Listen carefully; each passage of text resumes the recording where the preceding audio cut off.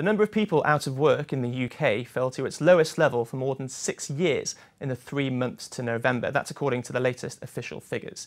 David Cameron this week called the UK the jobs factory of Europe, but a debate rages about the type of jobs that are being created. Well, Sarah O'Connor, our employment correspondent, joins me now. Sarah, if we take a look at this first chart, we can see that unemployment is falling and the ONS says wage growth is continuing to outpace inflation. Yeah, that's right. And this chart is important because this has been the kind of missing ingredient so far of this jobs recovery. David Cameron's right that we've been creating huge numbers of jobs and unemployment has been tumbling. But what hasn't happened is that pay has not been growing faster than inflation. And that's meant a really painful squeeze on all of our living standards. So you can see here that those two lines have now crossed. So we've had a couple of months now where pay is going up more quickly than inflation, which obviously has been tumbling because of oil prices. But there's a few things to bear in mind about the pay figures. These are the most kind of timely numbers we have about what's going on with wages, but they're not super comprehensive. So one of the problems is they don't include the self-employed at all.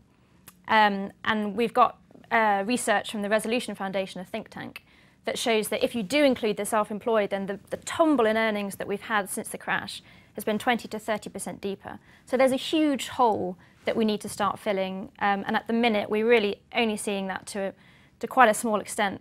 And the other thing, of course, that average wages doesn't tell you a lot about how the sort of distribution of jobs is shifting in the economy, and you can see that on this second chart.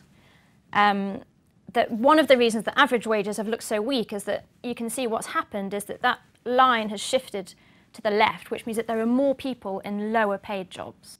Now that, of course, brings us on to the quality of the jobs that are being created. Labour, of course, argues that they're insecure, they're part-time jobs, they're low-paid jobs, or it's the self-employed. The Tories say it's the opposite. Who do you think's right? Who's winning the argument? Well, I get the feeling that my job is going to be full of trying to disentangle these competing claims as we get closer to the election. The truth is that they're both right, but they're looking at the same thing over different periods of time in order to make the argument that they want. So we can see, if we look at the third chart here, if you look at the blue bars, first of all, so this is jobs growth over the last year, and you can see that the majority of the jobs growth by far has been full-time employees. So these are traditional sorts of jobs that you think of. They're probably much more secure, probably better paid. So in that sense, the Tories are right that over the last year, the quality of job creation hasn't been too bad. But if you look at the red lines, this is what's happened since the crisis, up until right now. And you can see that actually what happened up until last year was the opposite. So there was hardly any growth in those traditional jobs and a huge expansion in self-employment and part-time work. And that, of course, has implications for tax receipts. How much of an impact do you think that the trends that we've been seeing are going to have on the government's attempts to manage and control the public finances?